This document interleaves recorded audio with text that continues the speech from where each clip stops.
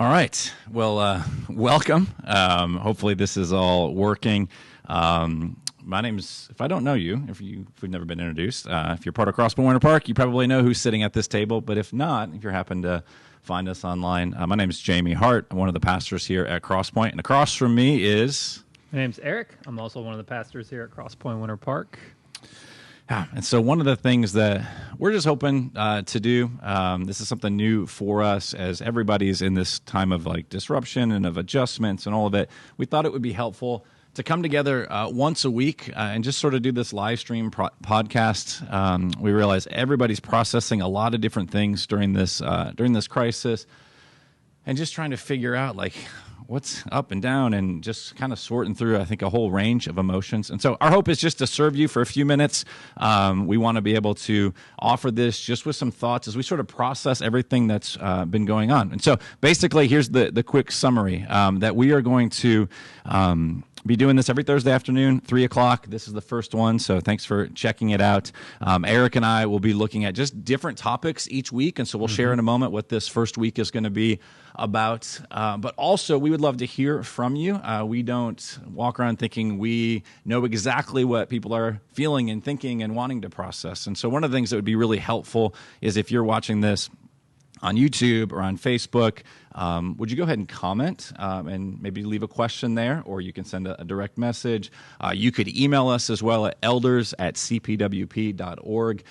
So we want to serve you well in the weeks ahead and be able to just dive into some topics, different things that we're all, that we have going on. So our hope is then to take this, and we'll also publish the audio of it on our podcast as well, and so we'll post links on how to get that. But thanks for joining us this afternoon. And as we get into this, as we said, we want to process just emotions, and so there's lots and lots of emotions. I've felt a range of emotions over the past few weeks. I'm sure. Yes, the last hour, a range of emotions. Even trying to make sure the technology for this is working. So all kinds of different things that we have going on. So, Eric, I'm going to kind of function a bit as, kind of host and ask you some questions. Now, you could pick any number of emotions, but like in your assessment, kind of what do you think is a big thing that's sort of going on right now that people are processing sort of almost regardless of circumstances or the particulars? Like,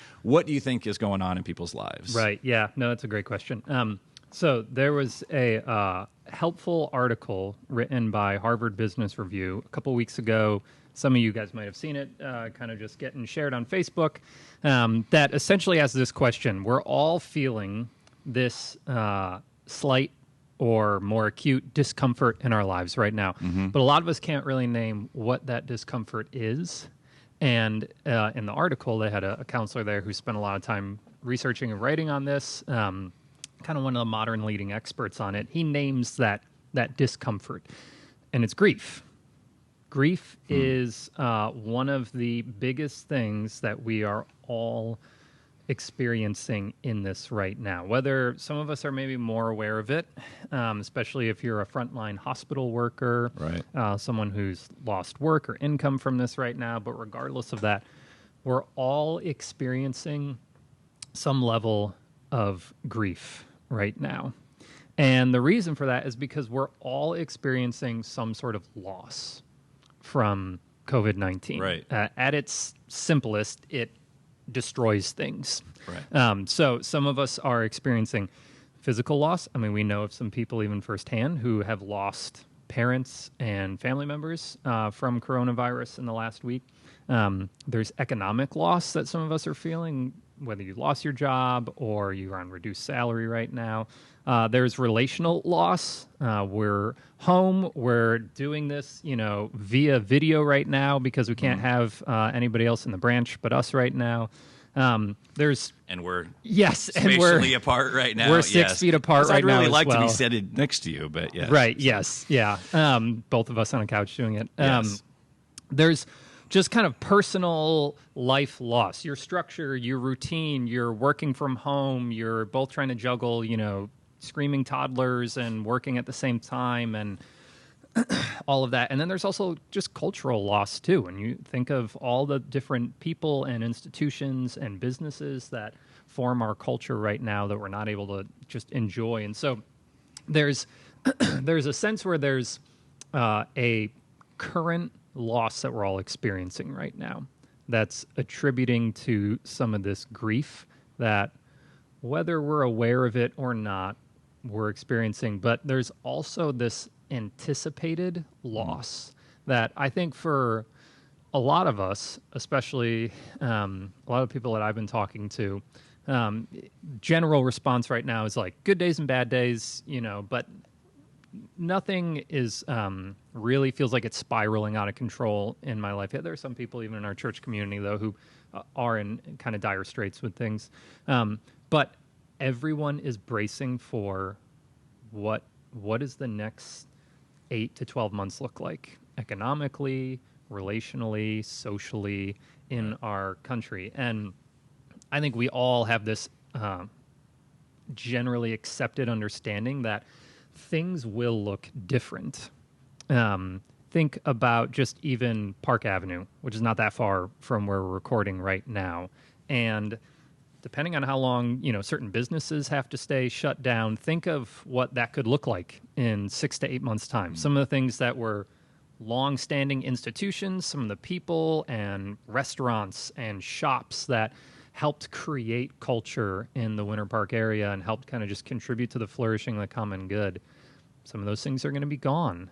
There's personal economic loss we're anticipating for, and we're all we all know too that the kind of circle of loss of life that we're experiencing right now, like it's going to get tighter and tighter and tighter if it hasn't already. I don't know anybody in my family who's even contracted coronavirus yet, but I know if this carries on long enough, I probably will. And so there's this sense where I think we're all kind of walking around with this collected, holding our breath, kind of uneasy about whatever comes next is going to be kind of rough. Yeah. I think it's interesting, too, what you said, to identify it as grief. Because probably when I first hear that word, I might think, okay, it's like I've collapsed to the floor and like tears are flowing. And not that there can't be those moments. And for some, there certainly are. But I probably tend to associate that more with that kind of like this severe weeping and all of that. But what you seem to be saying, and I think is a helpful way to frame it, is there's just kind of this low level. There is loss, and so whether it be obviously there's the more extreme things of people losing their lives, people getting really sick, people who have loved ones that are working in the hospitals caring. That there's a level there, and then there's just the things that were like, March Madness didn't happen, or we can't go out and socialize as much, or my kid's birthday party didn't get to happen, or some of those things. There's grief bound up in that as well. Absolutely. There's a sense where there's kind of this individual grief that we're all experiencing to various levels, but then I think some of what you're touching on too is there's this kind of collective corporate grief, that really only happens around certain defining moments. Think of 9/11 and just the collective grief, whether, I was living in New York State at the time. I didn't know anyone directly affected by it, and yet there was still this collective grief felt across the country. And I think right now that there's kind of this twofold. We all have some individual things that we're lamenting and grieving the loss of, but then there's also this just kind of simmering background music amongst us all. That's kind of this collective grief that we're sharing in. Right, for sure. And so I think that's helpful to pay attention to. I mean, even us, not because we're here with, hey, every 3:00 we'll give you all the answers to how to process this, but I think even just naming it as a thing and being aware of it is helpful.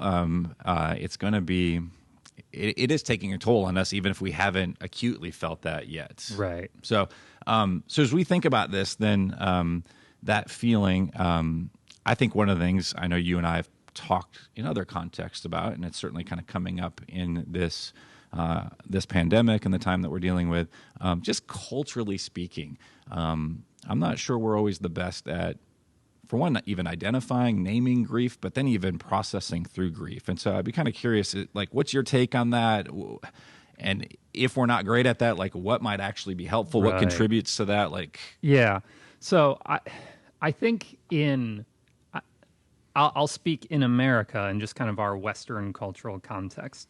I think grief is a harder emotional experience for us to want to enter into, and there are a lot of different reasons for why that could be. I think one of the particular reasons is there's this broad cultural narrative of progress, and it's got a long history to it. So Christianity, in the first century, at that time, all religions thought world history was kind of cyclical, and Christianity came in and said, no, actually, history is progressive.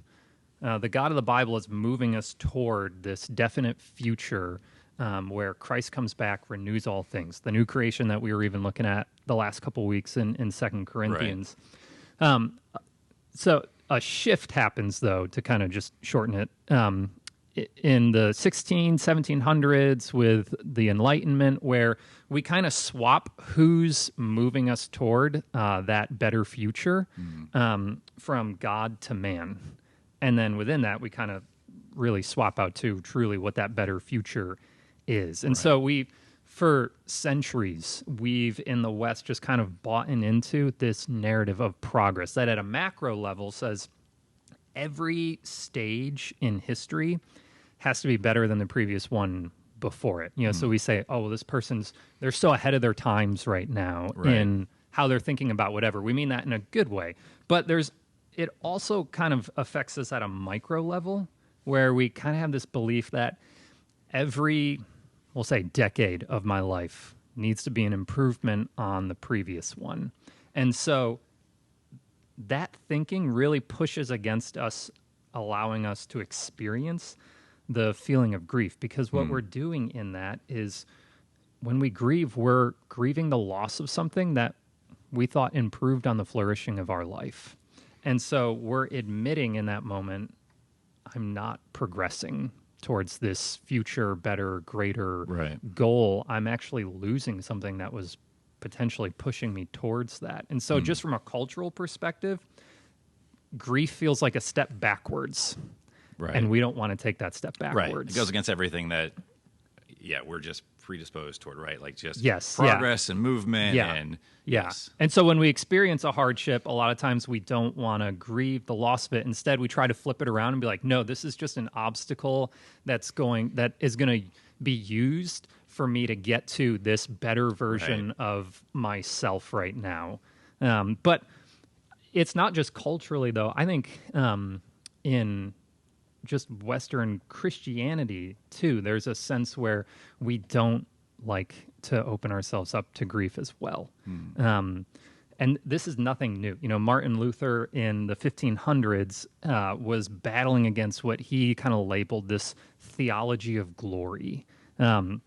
Theology of glory was basically this approach to Christianity that was popular in his time. It's still popular in our time. That basically tries to go through life minimizing as many difficult or painful things that we can, that sees them as obstacles to try to defeat or move past, rather than looking at them for what they are and finding God in the moment. And so he contrasts these theologies of glory with what he called a theology of the cross, which was approaching life and the Christian life, not trying to minimize difficult, painful situations, not trying to just see them as this is an obstacle I have to defeat to get to this better version of myself or my life, but actually see them as a pattern of death and resurrection. Kind of this idea of almost of the J curve that you were talking about the last couple weeks on Sunday mornings, of this Christian life being this pattern of following Christ in his death and then resurrection into new life. And so in this theology of the cross, then, Luther says it allows us to see God, kind of as he put it, hidden in the suffering. And I think there's a natural reason why we all kind of gravitate towards that theology of glory. Because if you think about it, when we open ourselves up to grief, if you kind of even think of it in, we're in Holy Week right now. Great Triadem, Good Friday, Holy Saturday, Easter Sunday. If we were to open ourselves up to the experience of grief, some of the things that we know we're going to experience is pain. Right. Kind of like on Good Friday when you think Right. of the cross and the Right. emotional, psychological, physical, spiritual pain. We're also opening ourselves up in grief to a certain level of uncertainty, much like Holy Saturday, where Christ sat in the grave dead. When we grieve the loss of something, we don't know kind of what's coming next. And that leads to oftentimes, if the grief is substantial enough, it can lose to this feeling of lost hope. Much like the disciples on Easter Sunday, where does Jesus find them? Locked Right. in a room, they've lost all hope at that point. Right. But that's because they've given themselves over to the process of grief, which actually turns into being an incredibly redemptive moment when Right, for sure. Christ comes and he meets Thomas in his grief and his doubt and his unbelief, and in grace lets him encounter his resurrected body. And so it was actually that process of the disciples experiencing grief in kind of these 3 great days in our faith, that in the end allowed them to have this greater experience of Christ's grace from it. But it's hard. Yeah. It's really For sure. hard. Yeah. So, in thinking through this, I mean, I think the encouragement during this time, if I'm hearing you correctly, is let's recognize like what actually is happening. That there's stuff that we have, like we've been experiencing grief, whether recognized or not. Open our eyes to that, and to continue grieving, like that. The Lord welcomes us into that. That it actually is part of how He's working redemptively Right. in the world when we Yeah. really understand, like you said, this sort of the glory, a theology really of the cross, that it leads to from death to resurrection. Your encouragement to people would be like really be processing that, enter in, talk with somebody, even if you can't physically be present. I mean, that stuff's really important right now. Yeah, like the reality is grief is hard. Right. Our natural disposition isn't to always want to give ourselves over to it, but the hope is that in grief we get met with God's grace in some really powerful Absolutely. ways. Yes. Well, one of the things, just to kind of close us out here, that I think is really fascinating, is throughout the scriptures, you see lots of examples of grief, of lament. That, again, that's another related idea. Right. That isn't super popular in our culture today. Like we tend to like run from that. It doesn't seem to be something that's celebrated, and yet there's real beauty to be found in it. And so, just as an encouragement for the people of Crosspoint, to anybody really right now, one of the great resources that you have is the laments that you see in scriptures, particular throughout the Psalms. Some scholars would say upwards of like a third of the Psalms. You got 150 of them, and so over a third are laments. And so if you've got this vision of Christianity that's like a group of people that are just like clapping all the time and all happy, like that's not the reality. That's not how the Bible even showcases things. And so just very quickly, one thing that I thought was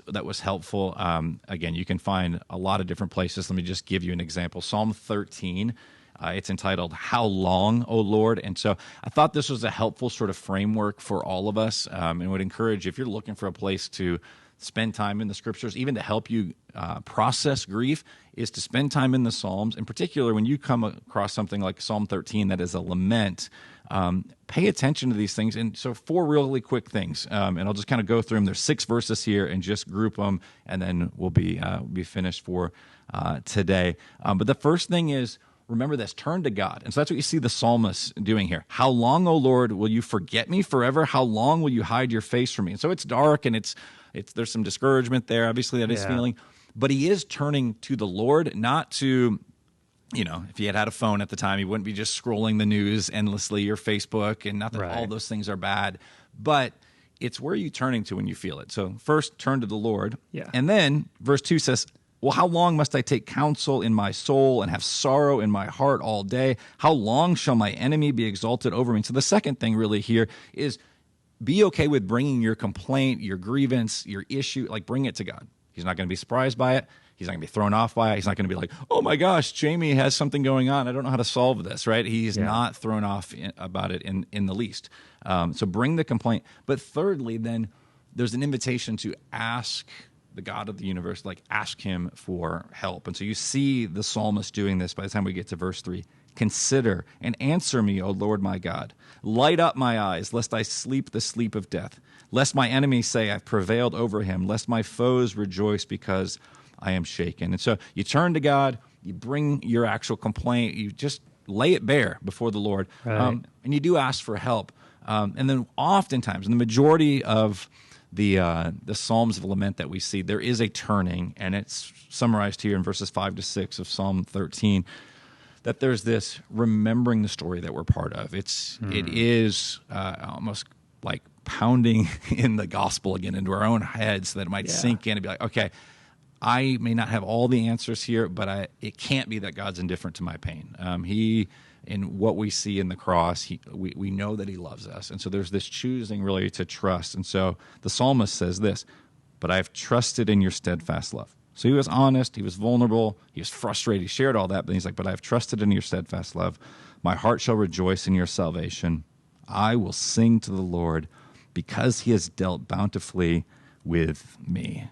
And we have to look no further than what you just spoke of a moment ago, to Good Friday and Easter Sunday, Resurrection Sunday, to know that the Lord has dealt bountifully with us. So even in the midst of this crisis, this pandemic, he is still dealing bountifully with us. He is incredibly gracious to us. And yet he invites us to come and to grieve well and to grieve in light of the story even that we're part of. So Yeah.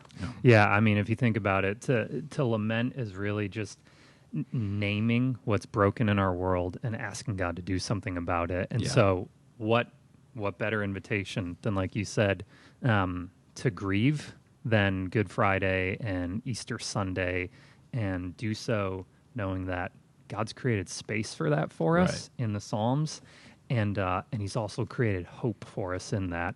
Absolutely. In the 3 days we're about to celebrate. Yes. So, well, thanks for tuning in. This was week 1, and like we said, we'd love to hear some of your thoughts, questions, things that you'd like us to address in the weeks ahead. Yeah. Because technology doesn't always work perfectly, I thought I was controlling the podcast, the video, the Facebook Live stuff from this, and it disconnected. So I'm going to get up now. It's not going to be this big, all right, done, cue music and graphic. I'm going to walk and go turn this off. So thanks for tuning in today.